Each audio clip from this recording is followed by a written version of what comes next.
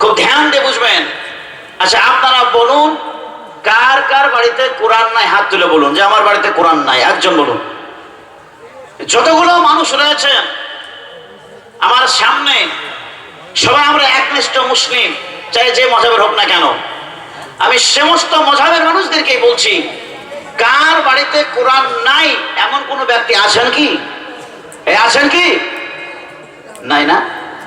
তার মানে জানা যাচ্ছে আমরা মুসলমান, কোরআন আমরা বাড়িতে রেখেছি, চাই আমরা সেই কোরআন প্রতিদিন তেলাওয়াত করি বা নাই করি। আমার কথাকে একটু ফলো রাখুন। চাই সেই কোরআন অনুযায়ী জীবন যাপন তৈরি করি বা না করি, চাই আমার পরিবারকে কোরআন শিক্ষা দেওয়ার প্রতিষ্ঠানটা আমরা চালু করি বা না করি, তার প্রতি আমল করি বা না করি, কিন্তু কোরআন আমরা প্রত্যেকে আপন আপন ঘরে রেখেছি। এ রাখি কি রাখি নাই? আছে কি নাই? আছে। চাই আমরা মর্যাদা দিই বা না দিই আলাদা কথা। আচ্ছা আপনারা এবার বলুন যে এই কোরআন আপনারা বাড়িতে রেখেছেন, এই কোরআন সম্বন্ধে আপনারা কতটুকু জানেন? এক কথাই বলুন, এই কোরআন যে আপনারা পেয়েছেন হাতের মুঠোয়, বাড়িতে না থাকলেও এখন ডিজিটালের যুগ, এই সময় আপনি হাতের মুঠোয় কোরআন পেয়ে যাবেন। যেমন এই যন্ত্র আছে মোবাইল, আপনি যখনই বলবেন যে কোরআন দিয়ে দাও, গুগলকে বলবেন, ইউটিউবকে বলবেন, যে জায়গায় বলবেন মোবাইলে, সঙ্গে সঙ্গে কোরআন আসবে। আসবে কি আসবে না? তাহলে মুসলমানদের হাতের মুঠোয় কোরআন আছে। এবার আপনারা বলুন, ওই যে কোরআন আপনারা পেয়েছেন, এই কোরআন কতদিন ধরে নাজিল হয়েছে? এই চট করে বলুন, তাড়াতাড়ি বলুন। সেটা বলছে না, কত দিন কত বছর ধরে এটা নাজিল হয়েছে, কথাটা বুঝুন। এই দেখেন একজন বলেছে 23, এতগুলো লোক রয়েছেন, এই কথাটা আপনার জানা দরকার। ওয়াজ নসিহত আপনি শুনবেন, জানি আমরা শুনছি, এক কানে শুনে আর কান্দে বের করে দিই। আপনি মুসলমান, আপনার পাশের বাড়ি হয়তো একটা আমার অমুসলিম ভাই আছে, সে যদি আপনাকে জিজ্ঞাসা করে তোমাদের ধর্মগ্রন্থ কোরআন কত দিন ধরে নাজিল হয়েছে, কত বছর ধরে নাজিল হয়েছে, আমি উত্তর দিতে পারলাম না, এটা আমার আফসোস। আপনাকে উত্তর দিতে হবে, ভুলে যান না, সকালবেলা থেকে স্টার্ট করবেন, এমনকি এই উত্তর জানার পর থেকে কোনোদিন ভুলবেন না। আর এটা জেনে রাখুন, আমাদের পবিত্র কোরআন গোটা 23 বছর ধরে নাজিল হয়েছে। বলুন সুবহানাল্লাহ। এই কয় বছর বললাম? কয় বছর বললাম? 23 বছর ধরে। এবার বলি, কোরআন তো আমরা পড়ি, কোরআন তো আমরা পড়াই, আমরা বলে দিই কোরআন খতম করো, কোরআন খতম করো। 11 মাস কোরআন খুলে দেখলাম না। রমজান মাস এলো, মহিলারা কেউ 2 খতম, কেউ 4 খতম, কেউ 5 খতম, কেউ ইমাম সাহেবকে দিয়ে খতম করিয়ে সাথে রাত্রিতে বক্সে দিল। হয় কি হয় না? এরকম হয় কি হয় না? আপনাদেরকে হয় কি? সাথে রাত্রে কিছু টাকা দিল, ইমাম সাহেব দোয়া করে দিল। আচ্ছা বলুন, এই কোরআন, এই কোরআনে কতটা, কয়টি সূরা আছে? চট করে বলুন, কয়? চট করুন, এইবার বলুন। কে বলছে 106, কে বলছে 14? 114টি। ভালো করে বুঝুন কথাগুলো। সূরা কয়টি আছে বলেছি আমি? 114টি সূরা আছে। এবার আসুন, এই কোরআনে মোট পারা কয়টি? 30। আলহামদুলিল্লাহ। এবার পরিচয় জানার পর এবার আপনাদেরকে জানাতে চাই, এই কোরআন যখন নাজিল হয়, আমরা তো হাতের মুঠোয় পেয়েছি, কোনো কষ্ট পাইনি, কিন্তু কোরআন যখন নাজিল হয় তখন এই মানুষের মধ্যে মানবিকতার দিক থেকে, ধারাবাহিকতার দিক থেকে, চলার মাধ্যমে, বলার মাধ্যমে, মানার মাধ্যমে, অমান্যের মাধ্যমে, স্বীকার অস্বীকারের মাধ্যমে মানুষের মধ্যে 3 ভাগে বিভক্ত হয়েছিল। কয় ভাগ বললাম? কয় ভাগ বললাম? 3 ভাগ। এই 3 শ্রেণীর মানুষের কথা আজকে আপনাদের সামনে তুলে দেবো ইনশাআল্লাহ। প্রথম নম্বর মানুষ তারাই যাদের কাছে কোরআন এলো, নবীজি যখন বললেন যেটা পবিত্র কোরআন তোমরা মেনে নাও, তারা যাদের কাছে কোরআন গেল, তারা দেখলো এই পবিত্র কোরআনে মুসলমানদের চলার পথ বলে দেওয়া আছে। এই কোরআন যদি মুসলমানরা পড়ে, সে অনুযায়ী যদি জীবনযাপন তৈরি করে, তাহলে আমরা যারা অবৈধ ক্ষমতায় দুনিয়াদারি করি, এই অবৈধ ক্ষমতার চলবে না, দুনিয়াদারি করতে পারবো না। আর আগামীতে আমাদেরকে কেউ সরকার, কেউ মন্ত্রী, কেউ বাচ্চা বা কেউ মরল বলেও স্বীকার করবে না। সুতরাং যদি আমরা নিজেরাই বাদশাহীগিরি করতে চাই, দুনিয়াদারি করতে চাই, অবৈধভাবে চলতে চাই, তাহলে সর্বপ্রথমে আমরা মানুষদেরকে, মুসলমানদেরকে, ইমানদারদেরকে কোরআন শুনতে দেব না, এটাই তাদের টার্গেট। আর সেই কথাগুলো আল্লাহ রাব্বুল আলামিন প্রথম শ্রেণী মানুষের কথা প্রথমে আল্লাহ তাআলা কোরআনে দিলেন। এবার কোরআনের ভাষায় আসো। আল্লাহ রাব্বুল আলামিন বলেন, প্রথম নম্বর শ্রেণী মানুষ তারাই وقال الذين كفروا لا تسمعوا لهذا القرآن والغوا فيه لعلكم تغلبون الله أكبر আল্লাহ রাব্বুল আলামিন জানান, বেঈমানের দল, কাফেরের দল, মুশরিকের দলেরা, অমান্যকারীরা, অস্বীকারীরা, তারা চেয়েছিল কোরআন কাউকে শুনতে দেব না। এমনকি তারা প্রতিমাতে বাধা দিয়েছিল। তারা কথা ভালো করে জানতো, পৃথিবীর বুকের মুসলমান যদি কোরআন শিক্ষা করে, শিক্ষায় শিক্ষিত হয়ে যায়, আমরা যারা অবৈধ ক্ষমতায় দুনিয়াদারি করি, অবৈধ ক্ষমতা চলবে না। তাই তারা প্রথমে মুসলমানদেরকে বাধা দিয়ে দিল। তারা চেয়েছিল কোরআন যেন দুনিয়ার বুকে না থাকে। তাই সর্বপ্রথমে কোরআনটাকে মিটিয়ে দেওয়ার জন্য একটা তারা পরিকল্পনা করলো, একটা তারা মিটিং করলো। ওই মিটিং এ তারা আলোচনা করলো এই পবিত্র কোরআন একজন মানুষের উপর নাজিল হয়েছে, যার নাম হলো মুহাম্মদুর, বলুন, মুহাম্মদুর রাসূলুল্লাহ সাল্লাল্লাহু আলাইহি ওয়াসাল্লাম। তারা বলল এই কোরআন যেই মানুষটার প্রতি নাজিল হয়েছে, ওই মানুষটাকে যদি দুনিয়া থেকে হটাতে পারো তাহলে সে তো চলে যাবে, তার সাথে সাথে কোরআনও দুনিয়া থেকে মিটে যাবে। তাই সর্বপ্রথম ওই মানুষটাকে দুনিয়া থেকে হটিয়ে দেওয়ার পরিকল্পনা করে তারা বলল, কে পারবা বলো ওই মুহাম্মদের গর্দান আমাদের কাছে এনে দিতে? কে পারবা? যেহেতু কোরআন তার প্রতি নাজিল হয়েছে, তাকে আগে শেষ করব। একজন খানে হলো, তার নাম হলো হযরত ওমর। কি নাম বললাম? ওমর রাদিয়াল্লাহু তাআলা। তিনি খাড়া হয়ে গেলেন, নাঙ্গা তলোয়ার, খোলা তলোয়ার নিয়ে বলতে লাগলো, হে আমার মনিবের দল, হে আমার গুরুজন, আমি ওয়াদা করছি মুহাম্মদের গর্দান আপনাদের পদতলে এনে দেব। কিছু উপকার বা কিছু উপকৃত করা হবে, পুরস্কারের লোভে হযরত ওমর রাদিয়াল্লাহু তাআলা মুহাম্মদের গর্দান কাটার অর্ডার নিয়ে নিল। সকালবেলায় মুহাম্মদের গর্দান কাটতে চলে যাচ্ছে খোলা তলোয়ার নিয়ে। পথিমধ্যে একজন সাহাবার সঙ্গে মুলাকাত হয়ে গেল। ওই সাহাবার নাম হলো হযরত নাঈম বিন আব্দুল্লাহ। কি নাম বললাম? তাহলে সবাই বলুন, হযরত নাঈম বিন আব্দুল্লাহ। তিনি দেখেন এই সময় খোলা তলোয়ার নিয়ে একজন লোক চলে আসছে, তার নাম ওমর। ওমর হাত থেকে কেউ রেহাই পায় না, কেউ রক্ষা পায় না, রাগম্বিত মানুষ, সাহসী মানুষ। তাই হযরতে নাঈম সামনে দাঁড়িয়ে গেলেন আর বলতে লাগলেন, ওমর তুমি সকাল বেলায় খোলা তলোয়ার নিয়ে তুমি কোথায় যাচ্ছ বলো? ওমর বলে, আমি মুহাম্মদ রাসূলুল্লাহ সাল্লাল্লাহু আলাইহি ওয়াসাল্লামের গর্দান কাটতে যাচ্ছি। নাঈম রে, আমার রাস্তা তুমি বাধা দিও না। নাঈম বলে, না না, আমি মুহাম্মদ রাসূলুল্লাহ সাল্লাল্লাহু আলাইহি সাল্লাম পর্যন্ত তোমাকে পৌঁছাতে দিতে পারি না। যতক্ষণ পর্যন্ত আমি বেঁচে আছি, আমার সঙ্গে প্রথমে তোমাকে লড়তে হবে, তারপরে মুহাম্মদ পর্যন্ত তুমি পৌঁছাবা। ওমর বলে, দেখো নাঈম, আমি তোমাকে কিন্তু কতল করব, আমার রাস্তায় বাধা দিও না। নাঈম জানে ওমরকে কেউ পারবে না, তবুও তিনি রাস্তায় বাধা দিয়ে দাঁড়ালেন। লড়াই শুরু হয়ে গেল, দুইজনের মধ্যে যুদ্ধ আরম্ভ হয়ে গেল। নাঈম তলায় পড়ে গেল। নাঈম বলে, নিচে পড়ে বলে, ওমর আমি জানি তোমাকে পারবো না, তোমাকে পারবো না, তবে একটা কথা শোনো, যার গর্দান তুমি কাটতে যাচ্ছ, সেই মুহাম্মদের গর্দান তুমি কাটতে যাচ্ছ, তুমি তোমার পরিবারের খবরটা একবার নিয়েছো নাকি? যার গর্দান কাটতে যাচ্ছ তারই তো কালিমা, তারই তো পথ, তারই তো মত, তারই তো কথা, তারই তো বাণী, তারই তো আদর্শ মেনে নিয়েছে তোমার বোন এবং বোনায়। যদি প্রতিবাদ জানাতে হয়, মারধর যদি করতে হয়, গর্দান যদি কাটতে হয়, প্রতিশোধ যদি নিতে চাও, তাহলে প্রথমে বাড়ির খবরটা আগে নাও, বাড়ি পরিবারের সঙ্গে তুমি প্রতিবাদ নাও, তারপরে মুহাম্মদের গর্দান তুমি কাটবা। যাও, কার গর্দান কাটবা?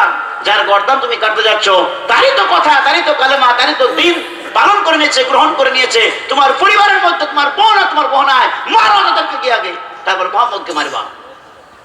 দোষী তো তোমার পরিবার। ওমর বা ঠিক আছে, নাইম তোমার কথা যদি ঠিক হয় তাহলে তুমি বেঁচে গেলে, আর যদি তোমার কথা দেখি ভুল তাহলে প্রথমেই তোমাকে কতল করব, তারপরে মুহাম্মদ পর্যন্ত আমি পৌঁছাবো। এবার পেছন দিকে রওনা হয়ে গেল, বাড়ির দিকে রওনা হয়েছে। বাড়িতে এসে পৌঁছে গেল, দরজার বাইরে দাঁড়িয়ে আছে, ভিতরে কোরআন তেলাওয়াত হচ্ছে, পড়াচ্ছেন হযরত খাব্বাব রাদিয়াল্লাহু তাআলা, পড়ছেন ওমরের বোন, তার নাম হলো ফাতিমা, কোরআন তেলাওয়াত করছেন। ওমর বাইরে দাঁড়িয়ে ঠকঠকাতে আরম্ভ করে দিল, বলে বোন দরজা খুলে দাও, দরজা খুলে দেওয়া হলো। ওমর রাদিয়াল্লাহু তাআলা তিনি বলতে লাগলো, এ আমার বোন, আমি পথিমধ্যে শুনলাম নাকি যার গর্দান কাটার জন্য অর্ডার নিয়েছিলাম তার এই কালেমা, তার এই পথ, তার এই মত, তার এই ধর্ম তুমি গ্রহণ করে নিয়েছো, এই বলে তোমার রক্ষা নাই। এই হিসাবে ওমরের বোনের প্রতি ওমর অত্যাচার করতে আরম্ভ করে দিল, মারধর করতে আরম্ভ করে দিল। বোনাই চলে এলো, ঝাঁপিয়ে পড়লো, দুজনের রক্তপাত হলো। ওমর মনে মনে বলে, আল্লাহ রাব্বুল আলামিন তাকে হেদায়েত দিচ্ছেন, আল্লাহ রাব্বুল আলামিন তার অন্তরটাকে নরম করে দিতে চাইছে। আল্লাহ রাব্বুল আলামিন এমন করে দিলেন, হযরত ওমর রাদিয়াল্লাহু তাআলা কিছুক্ষণ পরে মনে মনে তিনি ধারণা করতে আরম্ভ করে দিল, হায়রে হায়রে, আমি আমার নিজের পরিবারকে কার জন্য, কিসের জন্য, কিসের উদ্দেশ্যে, কার জন্য আমি নিজের পরিবারকে ধ্বংস করলাম? একটুকু ভালো করে জিজ্ঞাসা করা যাক তারা কি করেছে, কি পড়ছে। মন প্রাণ নিয়ে সুন্দর নরম দিলে যখন সুষ্ঠ মেজাজে জিজ্ঞাসা করা হলো, আমার বোন বলো বলো তুমি কি তেলাওয়াত করছিলে, কি পড়ছিলে? বোন বলে, আমি কোরআন তেলাওয়াত করছিলাম। আল্লাহ রাব্বুল আলামিন বলেন, হযরত ওমর রাদিয়াল্লাহু তাআলা বোন কোরআন তেলাওয়াত করছেন, কোরআনে কারীমে 16 পারার আয়াত আল্লাহ রাব্বুল আলামিন নাযিল করলেন। আল্লাহ রাব্বুল আলামিন বলেন, ইন্নানি আনাল্লাহু লা ইলাহা ইল্লা আনা ফা'বুদনি ওয়া কিমিস সালাতা লিযিকরি। আল্লাহ রাব্বুল আলামিন জানান, ইন্নানি অবশ্যই আমি, আনাল্লাহ একমাত্র আমি আল্লাহ, লা ইলাহা ইল্লা আনা আমি ছাড়া কেউ পাশের মাবুদ নাই, যোগ্য নাই, কেউ তোমাদের নাই। সুতরাং আমি ছাড়া যখন তোমাদের আর কেউ নাই, উপায় নাই, তাহলে ফা'বুদনি আমার ইবাদত করো, ওয়া কিমিস সালাতা লিযিকরি আমার নামাজ কায়েম করো। হযরত ওমর বলেন, এই আয়াত যখন আমার সামনে পেশ করা হয়, যখন তেলাওয়াত করা হয়, খোদার কসম করে বলি, আয়াত যেমন পড়তে চলে যায় তেমনি ভাবে আমার অন্তরটা ততটা সুন্দর হতে নরম হতেই চলে যায়। জোরে সোরে বলা যাবে নাকি সুবহানাল্লাহ? এটা কিসের পাওয়ার? কিসের পাওয়ার? কিসের পাওয়ার? কোরআনের পাওয়ার। কোরআন পালনে এমন কিছু না, লৌহ সদৃশ মানব হযরত ওমর রাদিয়াল্লাহু তাআলাকে পাল্টে দিয়েছে। সেই ওমর রাদিয়াল্লাহু তাআলা মুহাম্মদ রাসূলুল্লাহ সাল্লাল্লাহু আলাইহি সাল্লামের গর্দান কাটার জন্য অর্ডার নিয়েছিল। যে ওমর রাদিয়াল্লাহু তাআলা কোরআনকে দুনিয়ার সঙ্গে মেটানোর আদেশ নিয়েছিল, সেই ওমর রাদিয়াল্লাহু তাআলা কোরআনের পরিভাষায় কোরআনকে পেয়ে পাল্টে গেল, ইমানদার হয়ে গেল। এমনকি মুহাম্মদ রাসূলুল্লাহ সাল্লাল্লাহু আলাইহি সাল্লামের কাছে চলে গেলেন, যেখানে মুহাম্মদ রাসূলুল্লাহ সহ সাহাবায়ে কেরামগণ বসে আছে, যে জায়গার নাম হলো মাকামে আরকাম। মাকামে আরকামে পৌঁছে গেলেন, দরজার বাইরে ওমর দাঁড়িয়ে আছে, খোলা তলোয়ারি রয়েছে। ভিতর থেকে আমির হামজা রাদিয়াল্লাহু তাআলা তিনি বলছেন, ইয়া রাসূলুল্লাহ, হাবিবাল্লাহ গো, দরজার ফাঁক দিয়ে দেখতে পাই ওমর রাদিয়াল্লাহু তাআলা তিনি দাঁড়িয়ে আছেন, এমন কি করা যায়? আপনি হুকুম দেন, কি করা যায়? মুহাম্মদ রাসূলুল্লাহ সাল্লাল্লাহু আলাইহি সাল্লাম বললেন, হযরতে আমির হামজা শোনো, এখন দরজা খোলো না, কোনো মারধর করো না, তাকে সুন্দরভাবে আসতে দাও, তার অন্তরের খবরটা আগে নাও, তার উদ্দেশ্যটাকে জিজ্ঞাসা করো। যদি সে ভালো মনে আসে তাহলে ভালো কথা, আর যদি কোনো খারাপ উদ্দেশ্য নিয়ে আমার দরবারে এসে থাকে, আমি মুহাম্মদ কথা দিচ্ছি তার তলোয়ার কেড়ে নিয়ে তারই গর্দান উড়িয়ে দেব। হে আমির হামজা, একবার দরজা খুলে দাও। হযরত আমির হামজা রাদিয়াল্লাহু তাআলা দরজা খুলে দিলেন। ওমর রাদিয়াল্লাহু আনহু ঘরের ভিতরে প্রবেশ করলেন। যেমনই ঘরের ভিতরে প্রবেশ করেন, মুহাম্মদ রাসূলুল্লাহ সাল্লাল্লাহু আলাইহি সাল্লাম দ্রুত গতিতে এসে তাড়াতাড়ি এসে ওমরের জামাই চেপে ধরলেন। বলে, ওমর, কি উদ্দেশ্যে এসেছো? কি নিতে এসেছো? কি খবর বলো? ওমর বলে, খোদার কসম করে বলি, ইয়া রাসূলুল্লাহ, হাবিবাল্লাহ গো, আমি তো চেয়েছিলাম আপনার গর্দান কাটতে, আমি তো চেয়েছিলাম কুরআনকে দুনিয়া থেকে মিটিয়ে দিতে, আমি তো চেয়েছিলাম ইসলাম ধর্মকে ধ্বংস করে দিতে, কিন্তু না না, সেই কোরআনকে ধ্বংস করতে চাইলাম, সেই কোরআনের বদলে মহান আল্লাহ তাআলা আমাকে পাল্টে দিয়েছে। যে মুহাম্মদের গর্দান কাটতে চেয়েছিলাম, সেই মুহাম্মদের হাতে হাত দিয়ে আজকে আমি ঈমানদার হতে চাই, কালমা পড়তে চাই। ইয়া রাসূলুল্লাহ, হাবিবাল্লাহ গো, আপনার হাতে হাত দিয়ে আমাকে মুসলমান বানিয়ে নি। জোরে বলুন সুবহানাল্লাহ। ওমর রাদিয়াল্লাহু আনহু ঈমানদার হয়ে গেলেন, মুসলমান হয়ে গেলেন। আল্লাহ রাব্বুল আলামিন তাকে মুসলমান বানিয়ে দিলেন। এটা আল্লাহ রাব্বুল আলামিনের পাওয়ার, কোরআনের পাওয়ার আল্লাহ রাব্বুল আলামিন দেখে দিলেন। আমার বড় উদ্দেশ্য হলো, সেই মানুষেরা চেয়েছিল কোরআন শুনবো না, শুনতেও দেব না, কাউকে আমল করতে দেব না, ওই বেঈমান মানুষেরাই তারা চুপি চুপি লুকিয়ে লুকিয়ে একদিন তারা মুহাম্মদের কণ্ঠে কোরআন শোনার জন্য ছুটে বেড়াতো। একদিন মুহাম্মদ রাসূলুল্লাহ গভীর রজনীতে কোরআন তেলাওয়াত করছে, আর বেঈমানের দলের ভিতর থেকে নিয়ে আবু সুফিয়ান, আবু জেহেল, আবু লাহাব, উতবা, শাইবা এরা মনে মনে ধারণা করলো মুহাম্মদের কণ্ঠ না শুনে থাকতে পারছে না, চল চল একবার মুহাম্মদের কণ্ঠে কোরআন শুনে আসি। গভীর রজনীতে উতবা, শাইবা, আবু সুফিয়ান সহ তারা চলে এলো মুহাম্মদের কণ্ঠ শুনতে, কোরআন তেলাওয়াত শুনতে। এক জায়গায় ছায়া তলে খাড়া হয়ে গেল। একজন বলে, রে ভাই, রে বন্ধু, আমরাই তো বেঈমান, আমরাই তো কাফের, আমরাই তো শিকারকারী, আমরাই তো কোরআন মিটাতে চাই। আবার যদি আমরা চুপি চুপি রাত্রে বেলায় কোরআন শুনি, কেউ যদি দেখে নেয়, তাহলে সকালবেলায় সব ফাঁস হয়ে যাবে। সুতরাং কাউকে দেখানো যাবে না। আর আমরা যদি চুপি চুপি শুনি, তাহলে দুনিয়ার মানুষ কি বলবে? আমরা থাকতে পারছি না। সুতরাং আজকে সবাই মিলে হাতে হাত দাও আর বলো, মুহাম্মদের কণ্ঠে কোরআন শুনতে আসবো না। উতবা বলে, ঠিক আছে, ওয়াদা করে নিলাম, যতই মুহাম্মদ কোরআন তেলাওয়াত করুক না কেন, আমি বাড়ি থেকে বের হব না। সাইবা একই কথা বলে। আবু লাহাব, আবু জেহেল, আবু সুফিয়ান যত ছিল কাফেরের দল, এক এক করে ওয়াদাবদ্ধ হয়ে যায়। মুহাম্মদ গভীর রজনীতে কোরআন তেলাওয়াত করলেও আমরা মুহাম্মদের কণ্ঠে কোরআন শুনতে আসব না। কিন্তু আল্লাহ রাব্বুল আলামিনের খেলা কেউ বুঝতে পারে না। যারা শুনতে চাইতো না, যারা কোরআন মানতে চাইতো না, তারা এই কথা ভালো করে জানতো কোরআনটা সত্য কিতাব। তাই তারা যখন মুহাম্মদ রাসূলুল্লাহ সাল্লাল্লাহু আলাইহি সাল্লাম কোরআন তেলাওয়াত করে, উতবা থাকতে পারে না, শাইবা থাকতে পারে না, একে একে তারা রাত্রে বেলায় চিন্তা করে, আমি তো ওয়াদা করেছি মুহাম্মদের কণ্ঠে কোরআন শুনতে আসবো না, আমি যদি একবার চুপি চুপি শুনে আসি, উতবা শাইবা জানতে পারবে না। একজন বলে সে জানতে পারবে না, আরেকজন বলে ও জানতে পারবে না। সবাই একই নিয়ত করে, একে একে মনের স্থির করার পর একে একে তারা আবার কোরআন শোনার জন্য মুহাম্মদ সাল্লাল্লাহু আলাইহি সাল্লামের ওই মধুর কণ্ঠ শোনার জন্য তারা মসজিদের চতুর্পাশে তারা এসে ঘুরতে আরম্ভ করে দেয়। আবার তারা ঘোরাঘুরি করে এক জায়গায় এসে পৌঁছে যায়।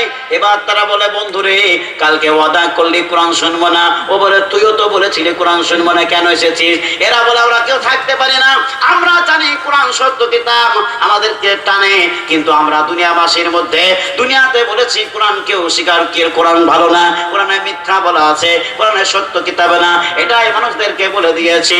এই দুনিয়াবাসীরা যারা সর্বপ্রথম বলেছিল কোরআন সত্য কিতাব না, আল্লাহ রাব্বুল আলামিন তাদেরকে টার্গেট করে বলে দিল, যালিকাল কিতাবু লা রাইবা ফীহি। আছে কিনা, আছে কিনা, আছে কিনা? আমরা বলতে পারছি না। বাংলাদেশে বুঝলেন, আমি কয়েকবার গিয়েছি, আগামী কালকে আমার প্রোগ্রাম আছে বাংলাদেশে, ইনশাআল্লাহ যেতে হবে। আজকে আমি আগরতলা থেকে এলাম, তো যাই হোক, সেখানে কিছু আয়াত পড়তেই বাকি, ওই শেষ হওয়া মাত্র আল্লাহু আকবার চিৎকার করে তারা। আর তাদেরকে যদি একটুকু না বলা হয়, উঠে পালিয়ে যায়, কি বুঝলেন, তাই না? আচ্ছা আচ্ছা, সভাপতি সাহেব বলছেন যে একটুকু আগে আগে আসলে ভালো হয়, কেননা অনেক লোক পেছনে দাঁড়িয়ে আছে। হ্যাঁ, বারবার তিনি বলছেন আমাকে বলছিলেন, প্রথমেই বলেছিলেন, কিন্তু আমি বলি নাই, যেহেতু আপনারা যেভাবে বসেছিলাম খুব ভালো লাগছিল। উঠতে বলতে ভালো লাগে না, কি বলেন, ডিস্টার্ব হয় বারবার, তাই না? বেশিক্ষণ হবে না ইনশাল্লাহ। হ্যাঁ, সন্ধ্যাবেলায় মনে হচ্ছিল যে প্রোগ্রাম হবেই না, মনে হয় বৃষ্টির কারণে। কোথায় কখন বৃষ্টি হবে কেউ জানে না, পরবর্তী বলবো ইনশাল্লাহ। আমার বন্ধুগণ, আল্লাহ রাব্বুল আলামিন বলেন, হে বেঈমানের দল, মুশরিকের দল, অমান্যকারীরা, যারা তোমরা বলেছো কুরআন মিথ্যা কিতাব, তারা শুনে রাখো, আল্লাহ রাব্বুল আলামিন জানিয়ে দিলেন, ওয়া ইন কুনতুম ফি রাইবিম মিম্মা নাযালনা আলা আবদিনা ফাআতু বিসূরাতিন মিন মিথলিহি ওয়াদউ শুহাদাআকুম মিন দুনিল্লাহ ইন কুনতুম সাদিকিন। এটা এক পারা। আল্লাহ রাব্বুল আলামিন জানিয়ে দিলেন, ওয়া ইন কুনতুম ফি রাইবিম মিম্মা নাযালনা, আমি যেই কিতাব শ্রেষ্ঠ মানবের প্রতি অর্থাৎ মুহাম্মদ রাসূলুল্লাহ সাল্লাল্লাহু আলাইহি সাল্লামের প্রতি নাজিল করেছি, ওই কিতাবের মধ্যে তোমরা যদি কেউ সন্দেহ করো, আমি আল্লাহ রাব্বুল আলামিন চ্যালেঞ্জ করে দিলাম, এরকম সন্দেহযুক্ত একটা কিতাব আমার কাছে তোমরা নিয়ে এসো। তুমি যদি নিচে না পারো, তোমার যারা সঙ্গ পঙ্গ সাথী বর্গ রয়েছে তাদেরকে বলো এমনি একটা কিতাব আমার কাছে পেশ করবে। আল্লাহ রাব্বুল আলামিন জানিয়ে দিয়েছিলেন, ফাইল্লাম তাফআলু ওয়া লান তাফআলু ফাত্তাকুন নারাল্লাতী ওয়াকুদুহান নাস ওয়াল হিজারা উইদ্দাত লিল কাফিরিন।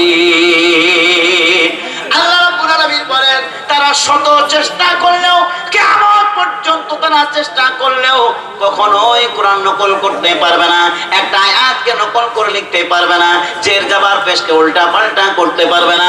আল্লাহ রাব্বুল আলামিন বলেন, যখন তোমরা পারবে না, তখন তোমরা ওই জাহান্নামকে ভয় করো। দুনিয়াবাসী ভালো করে জেনে রাখুন, আল্লাহ রাব্বুল আলামিন বলেন, একবার চ্যালেঞ্জ দেওয়ার পর, দুইবার চ্যালেঞ্জ দেওয়ার পর ক্ষান্ত হলাম না, আবার আল্লাহ রাব্বুল আলামিন জেনে দিলেন, আফালা ইয়াতাদাব্বারুনাল কুরআনা ওয়ালাউ কানা মিন ইনদি গায়রিল্লাহি লাওয়াজাদু ফীহি ইখতিলাফান কাসীরা। তারা কি অনন্তভাবে চিন্তা ভাবনা করে দেখলো না, এই কোরআন যদি মহান আল্লাহ রাব্বুল আলামিন ছাড়া অন্য কোন মানুষের যদি গ্রন্থ হতো, অন্য কোন মানুষের যদি লেখা হতো, তাহলে অবশ্যই এই কোরআনের মধ্যে সন্দেহ থাকতো। কিন্তু এই কোরআন কোন মানুষের লেখা নাই, কোন মানুষের বই নাই, কোন মানুষের বাণী নয়, একমাত্র মহান আল্লাহ রাব্বুল আলামিনের বাণী। এই কিতাবের মধ্যে কোনো সন্দেহের অবকাশ পর্যন্ত আল্লাহ তাআলা রাখে নাই। এই সত্য কিতাব, এই কোরআন যারা বলেছিল আমরা মানি না, তারা প্রথম শ্রেণীর মানুষ। তারা হলো কি? তারা অস্বীকারী, তাদের নাম হলো বেঈমান কাফের দল। এই ঠিক না ঠিক বলুন, ঠিক না ঠিক বলুন। যারা অস্বীকার করেছিল বেঈমানের দল, তাদের ঠিকানা কোথায়? এক এক করে শ্রেণী বলবো, ঠিকানা বলে দেবো। আল্লাহ রাব্বুল আলামিন বলেন, ইন্নাল্লাযীনা কাফারু মিন আহলিল কিতাবি ওয়াল মুশরিকিনা ফি নারি জাহান্নাম খালিদিনা ফিহা উলাইকা হুম শাররুল বারিয়া।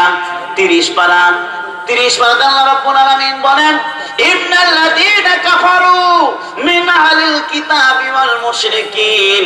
আহলে কিতাব ও মুশরিকিন, যারা মুশরিক বেঈমানদের মধ্য থেকে নিয়ে তাদেরকে আল্লাহ রাব্বুল আলামিন বলেন যারা অস্বীকারী, তাদের ঠিকানা আমি আল্লাহ রাব্বুল আলামিন করে দিলাম ফি নারি জাহান্নামা। তারা অনন্তকাল জাহান্নামের ভিতরে থাকবে। আর তারা পৃথিবীর বুকে মানুষ হয়ে জন্মগ্রহণ করলেও সৃষ্টির ভিতরে তারা অধম সৃষ্টি। তাহলে যারা বেঈমান কাফের মুশরিক, তাদের ঠিকানা আল্লাহ রাব্বুল আলামিন জেনে দিলেন জাহান্নাম। এবার আমি দ্বিতীয় শ্রেণী মানুষের কথা আপনাদের সামনে তুলে ধরতে চাই। বলেছিলাম 3 শ্রেণী মানুষের কথা বলবো। 1 নম্বর অস্বীকারী, 2 নম্বর কারা? কোরআন খুলে এবার দেখুন, আল্লাহ রাব্বুল আলামিন বলেন, ওয়া ইযা কিলা লাহুম তাআলাউ ইলা মা আনজালাল্লাহু ওয়া ইলার রাসূল রাআইতাল মুনাফিকিনা ইয়াশুদ্দুনা ইয়াসুদ্দুনা আনকা সুদুদা। আল্লাহ রাব্বুল আলামিন বলেন ওয়াইদা কিলা লাহুম তাআলাউ, দ্বিতীয় সেই মানুষ তারাই যখন তাদেরকে ডাকা হতো, হে মানুষেরা এসো, কোরআনের দিকে এসো, আল্লাহর নবীর আদর্শের দিকে এসো, সুন্নাতের তাবেদারি করো, আল্লাহর আদর্শের তাবেদারি করো, কোরআনের তাবেদারি করো, কোরআনের ভাষায় তুমি চলে এসো। আল্লাহ রাব্বুল আলামিন বলেন মুহাম্মদ গো, ইয়া রাসূলুল্লাহ, হাবিবাল্লাহ, আপনি দেখতে পাবেন রাআইতাল মুনাফিকিনা, কিছু সংখ্যক মুনাফিকের দল এমন থাকবে যাদের কাছে কোরআন আসার পরে আপনাকে মানি, সেই মুখে বলবে আপনাকে মানি না, এক মুখে বলবে আপনার কাছে বলে আল্লাহকে মানি, আবার কিছুক্ষণ দূরে চলে যাবে, কয়েকদিন পরে বলবে আল্লাহকে স্বীকার করি নাই, আমরা তো মাত্র মুখেই বলেছিলাম আল্লাহকে মানি, কিন্তু অন্তর থেকে বিশ্বাস করি নাই। এক মুখে যারা দুই কথা বলে, ওয়াদা যারা ভঙ্গ করে, আমানতের খেয়ানত করে, মিথ্যা কথা যারা বলে, আল্লাহ রাসূল সাল্লাল্লাহু আলাইহি ওয়াসাল্লাম বলে এরা হচ্ছে মুনাফিকের আলামত, মুনাফিকের চিহ্ন।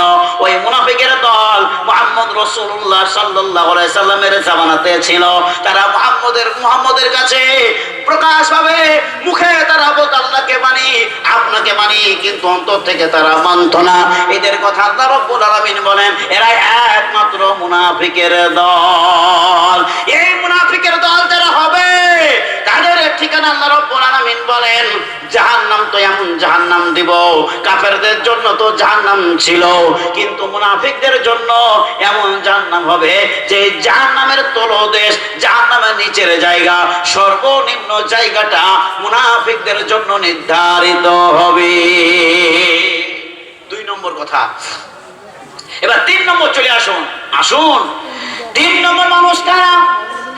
আল্লাহ রাব্বুল আলামিন বলেন ইন্নামাল মুমিনুনা আল্লাযীনা ইযা যুকিরাল্লাহু ওয়াজিলাত কুলুবুহুম ওয়া ইযা তুলিয়াত আলাইহিম আয়াতুহু যাদাতুহুম ঈমানা ওয়া আলা রাব্বিহিম ইয়াতাওয়াক্কালুন। জোরে আল্লাহু আকবার। আল্লাহ রাব্বুল আলামিন বলেন 3 নম্বর শ্রেণীর মানুষ তারাই ইন্নামাল মুমিনুনা আল্লাযীনা ইযা যুকিরাল্লাহ, প্রকৃতপক্ষে মুমিন তারা যাদের কাছে কোরআন তেলাওয়াত করা হয়, কোরআনের কথা বলা হয়, আলোচনা করা হয়, ওই মুমিন বান্দা যখন কোরআন শুনে তার অন্তরটা নরম হয়ে যায়, ঈমানের বৃদ্ধি পায়, আর তারা একমাত্র আল্লাহ রাব্বুল আলামিনের প্রতি ভরসা করে, কোন দেব দেবীর প্রতি ভরসা করে না। তারাই হলো পাক্কা ঈমানদার। তারা কি বলুন? যারা কোরআন মানে, কোরআন শুনতে ভালোবাসে, তাদের জন্য আল্লাহ তাআলা বলেন এরা হলো পাক্কা ঈমানদার। আর যারা মুমিন বান্দা তাদের জন্য আল্লাহ তাআলা কি রেখেছেন? 2 সেই মানুষের জন্য যখন জাহান্নাম আছে, বেঈমানদের জন্য জাহান্নাম, মুনাফিকদের জন্য জাহান্নাম। তাহলে যারা মুমিন বান্দা, যারা কোরআন স্বীকার করে, কোরআন পড়ে, তাদের ঠিকানা কোথায়? কোরআন তারা প্রমাণ করে দিয়েছে। আল্লাহ রাব্বুল আলামিন বলে এদের জন্য আমি ওয়াদা করলাম ওয়া'আদাল্লাহুল মুমিনিনা ফি জান্নাতিন তাজরি মিন তাহতিহাল আনহার। বান্দারে শুনে রাখো, মুমিন বান্দা যারা হবে, মুসলমান যারা হবে, কোরআন যারা মাননেওয়ালা হবে, কোরআন যারা পড়নেওয়ালা হবে, কোরআন অনুযায়ী যারা জীবন যাপন করনেওয়ালা হবে, আমি আল্লাহ রাব্বুল আলামিন তাদের জন্য ওয়াদা করলাম কিয়ামতের দিনে এমন একটা স্থান দেব, এমন একটা জান্নাত দেব, যে জান্নাতের তলদেশে নহর প্রবাহিত হবে, সুন্দর সুন্দর বাগান থাকবে, সুন্দর সুন্দর জায়গা হবে। আল্লাহ রাব্বুল আলামিন শুধুমাত্র মুমিন বান্দার জন্য এই সুন্দর জায়গাটাকে নির্ধারিত করেছে। জোরে সরে বলুন আলহামদুলিল্লাহ। এই সুখময় স্থানটা কারা পাবে? বলুন? ঈমানদাররা। এবার আসুন, মুখে শুধু বললেই হবে না। আল্লাহ তাআলা বলেন আমি ওয়াদা করলাম, আমি কথা দিলাম, যারা মুসলমান, যারা কোরআন পড়নেওয়ালা মুমিন, তাদের জন্য আমি জান্নাতটাকে নির্ধারিত করলাম। কিন্তু অত সহজে জান্নাত আপনাকে দিবে না, অত সহজে না। মুখের কথাই শুধু জান্নাত না। এবার আসুন, আল্লাহ রাব্বুল আলামিন বলেন আমার ওয়াদা কোনদিন ভঙ্গন হয় না। আমি যখন বলেছি মুসলমানদেরকে জান্নাতে দেব, তবে মুসলমান জান্নাতে অবশ্যই যাবে। কোন মুসলমান জাহান্নামে যেতে পারে না।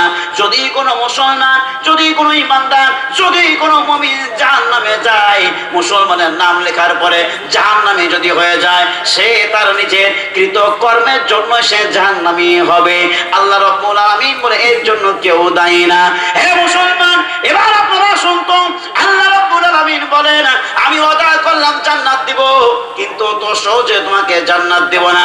আমার সুখময় জান্নাত যদি পেতে চাও, কঠিন জাহান্নাম থেকে মুক্তি পেতে চাও, তাহলে আমার কিছু সাবধানমূলক কথা আছে, আমার কিছু অর্ডার আছে, আমার কিছু নির্দেশ আছে।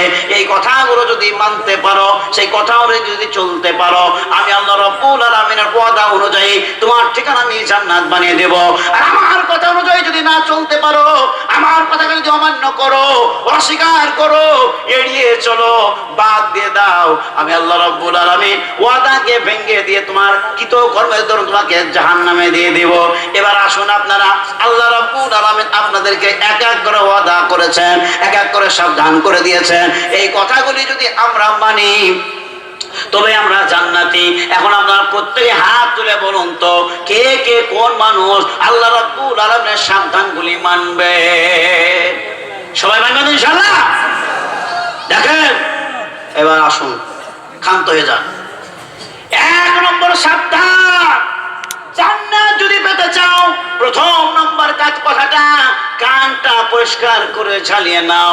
আল্লাহ রাব্বুল আলামিন বলেন ইয়া আইয়ুহাল্লাযীনা আমানু লা তাকরাবুজ জিনা। এবার আপনাদের গায়ে লাগবে কথাগুলো, চটচট শুনুন। আল্লাহ রাব্বুল আলামিন জানিয়ে দিলেন, জান্নাত যদি পেতে চাও, জাহান্নাম থেকে মুক্তি পেতে চাও, প্রথম নম্বর সাবধান হলো, মুমিন হয়ে কখনোই তোমরা জেনার কাজে লিপ্ত হয়ো না, ব্যভিচারের ধারে কাছে পর্যন্ত যেও না। এখন আমরা মুসলমান হয়ে সুযোগ পেয়ে গেলাম, জালসাই বলেন, পঞ্চরস গান বলেন, পঞ্চরস গান বলে তোর বলাই নাই, ছেলে মেয়ে হাত ধরে চলে যাই কোথায়, আর আর জালসা জুলুসও দেখছি কিছু যুবকেরা সুযোগ পেয়ে গেছে। আগামী কালকের দিন, এই কালকে কি দিন? 14 ফেব্রুয়ারি না? 14 ফেব্রুয়ারি কিসের দিন আপনারা জানেন? সেটা যে বিশ্ব ভালোবাসা দিবস। হায়রে মুসলমান, কোন দিবস পালন করতে বাধা বিঘ্ন হলো না, কি বা হারাম কি বা হালাল কিছুই বাছাবাছি করলাম না।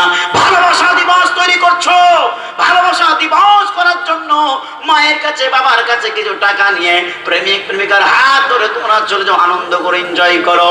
মুসলমান, তুমি কি জেনার কাজে লিপ্ত হও নাই নাকি? তুমি কি চাও, তুমি কি নিজের সঙ্গী সাথী নিজে তৈরি করতে চাও? তুমি কি এটা জানতে চেয়েছো?